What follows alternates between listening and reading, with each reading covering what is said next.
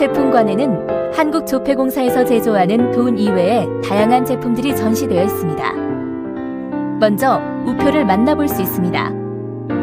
세계 최초의 우표는 근대 우편의 아버지라고 불리우는 영국의 교육자 출신인 로랜드 힐에 의해 1840년 5월에 탄생하였습니다. 우리나라 우표는 세계 최초의 우표가 발행된 후 44년 후인 1884년 11월에 근대 조선의 선각자인 홍영식에 의해 만들어졌습니다. 홍영식은 일찍이 개화의 눈을 떠 당시 신사유람단으로 일본과 미국을 방문할 기회가 있어 근대의 문물 제도를 돌아본 뒤 우편 제도가 국가 발전에 기여하는 바가 크다고 깨닫고 고종 황제께 우편 제도의 필요성을 상소하였습니다. 더욱 자세한 내용은 패널을 통해 살펴보실 수 있습니다. 뒤에는 그라비어 우표 인쇄기입니다. 이 기계는 1966년 독일에서 도입한 것으로 실제 기계를 5분의 1로 축소한 것입니다. 최대 능력은 우표 전지로 환산하여 시간당 5,400장을 인쇄할 수 있는 기계이며 현재는 이 기계보다 8배 정도 향상된 신기계로 우표를 인쇄하고 있습니다. 전시대에는 1960년대부터 지금까지 발행된 우표가 전시되어 있습니다. 지금은 보통 이메일로 편지를 주고받지만 예전에는 직접 편지를 쓰고 우표를 붙여서 편지를 주고받았답니다. 옛날에는 어떤 우표를 썼는지 자세히 관찰해보세요. 또한 요즘에는 기술의 발달로 향기가 나는 우표, 스티커 우표, 변색 우표, 야광 우표 등 특수 요소를 우표에 가미하여 다양한 방법으로 우표를 제조하고 있으며 마름모, 물결, 지도, 별, 삼각형 모양의 특수 천공을 적용하는 등 정부와 협력하여 우표의 다양화 활성화에 노력을 하고 있습니다. 오른쪽에는 88 서울 올림픽 때 만들어진 금박 우표와 북한의 우표, 크리스마스 실도 함께 보실 수 있습니다. 이곳에는 우표 수집에 필요한 도구들이 전시되어 있습니다.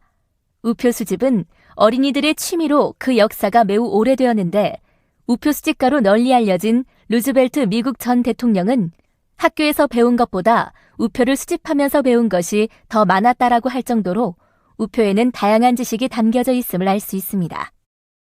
우리나라 우표는 대부분이 그라비어 인쇄 방식을 사용합니다. 그라비어 인쇄는 요판 인쇄의 일종으로 우표 원도 데이터를 컴퓨터에서 색분해한 후 인쇄 적성에 맞도록 수정하고 동실린더에 자동 조각해 그라비어 인쇄 기계에서 우표를 인쇄하는 방법으로 천공은 인쇄와 동시에 완료됩니다. 그라비어 인쇄는 원 색상을 부드럽게 재현시켜주는 인쇄 방식으로 우리나라 우표에 가장 많이 사용됩니다. 다양한 시리즈 우표들이 전시되어 있습니다. 자동차, 선박, 음식, 새, 난초 등 매우 다양한 종류의 아름답고 재미있는 디자인들을 채택하여 시리즈 우표를 발행하고 있습니다. 여러분은 여기에 있는 시리즈 우표 중에 어떤 우표가 가장 마음에 드세요? 가족들, 친구들과 한번 이야기 나누어 보세요. 한국조폐공사에서는 국가적 행사나 사건을 기념하기 위해 또는 단체나 개인의 기념 메달, 예술 메달, 그리고 각종 홍보 메달을 제조하고 있습니다. 기념 메달은 디자인이 매우 다양하여 예술적입니다. 올림픽 대회, 아시안 게임 등 다양한 스포츠 대회에서 수여하는 입상 메달입니다. 1988년도에 우리나라에서 열렸던 88 서울 올림픽의 마스코트가 새겨진 금은동 입상 메달도 보실 수 있습니다. 최근에 2018년 평창 동계올림픽 및 패럴림픽에서 인기가 있었던 시상 메달 또한 한국조폐공사에서 제조하였습니다. 우리나라 훈장은 정부 수립 이후 민간업체에서 제조하여 왔으나 훈장의 품위를 높이기 위해 정부에서는 1985년부터 한국조폐공사에서 제조하도록 하였습니다. 훈장은 정부의 발주에 따라 제조, 납품하는데 종류나 제조 사양이 법령으로 정해져 있습니다. 훈장의 종류로는 전시되어 있는 것과 같이 국가 원수에게 수여하는 무궁화 대훈장을 비롯하여 건국훈장, 근정훈장, 과학기술훈장 등 총 12종이 있으며 각각 5등급으로 나누어지며 6등급에 해당하는 것은 포장이라고 합니다. 한국조폐공사에는 그 밖에도 보안과 관련된 유가증권들과 특수 인쇄 제품들을 제조하고 있습니다. 상품권, 수표, 증지, 인지, 증채권, 어음, 군 보안용지, 시험 성적서 등을 보실 수 있습니다. 상품권의 경우 우리나라 상품권의 90% 이상을 제조하고 있습니다. 한국조폐공사의 화폐 제조 기술력은 매우 뛰어나다는 평을 받고 있어 많은 은행권, 전자여권 등을 수출하고 있습니다. 이곳에서는 주민등록증의 역사를 보실 수 있습니다. 1950년대에는 각 시 도민증을 발급하였습니다. 시민증이나 도민증은 지금의 주민등록증과 비교해보면 재미있는 점이 많이 있습니다. 본적, 출생지, 주소는 물론 직업, 신장, 체중, 특징, 언어, 혈액형 등까지 적게 되어 있어 그야말로 신상명세서나 다름없었습니다. 1962년 5월 주민등록증법을 제정하여 시도민증 제도를 수용하였습니다.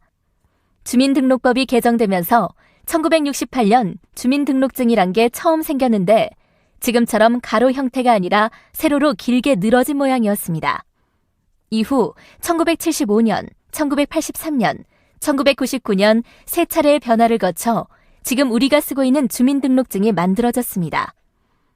이렇게 발전을 거듭하고 있는 주민등록증은 앞으로 개인정보 노출을 최소화시킬 수 있는 전자신분증으로 발전해 나갈 것입니다. 유로은행권은 가맹국 공용이며 주화는 나라별로 달리 발행됩니다. 은행권의 디자인은 공모를 통해 도안을 선정하였는데 앞면은 각기 다른 문, 뒷면은 각기 다른 다리를 넣어서 유럽의 화학과 개방 그리고 교류를 상징하고 있습니다. 은행권은 총 7종으로 공통이며 주화는 8종으로 앞면은 공통이고 뒷면은 나라마다 다르게 발행됩니다.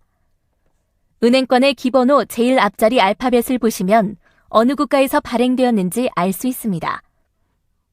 뒤에 있는 3개의 화폐 코너에는 세계 72개국의 은행권과 주화가 전시되어 있습니다. 다양한 화폐의 도안을 통해 세계 여러 나라의 문화와 역사를 배울 수 있습니다. 각 나라의 역사적인 인물, 그 나라를 대표하는 동식물, 건물, 풍습 등을 볼 수 있어 매우 흥미로우며 크기나 형태에 있어서도 액면별로 가로 길이는 같고 세로 길이만 달라지는 나라, 세로 길이는 같고 가로 길이만 달라지는 나라, 가로와 세로를 같이 다르게 하는 나라 등 각 나라마다 재미있는 특성을 갖고 있답니다. 관심 있는 나라를 찾아서 자세히 관찰해보세요. 기증자료는 개인이 소장하고 있는 자료들을 보다 많은 사람들에게 소개하고자 화폐박물관에 기증을 한 자료들입니다. 지금 전시되어 있는 것은 한국조폐공사의 이사를 역임하셨던 이명환 이사님께서 수집한 것으로 보다 많은 시민들에게 보여드리고자 화폐박물관에 기증한 자료들입니다.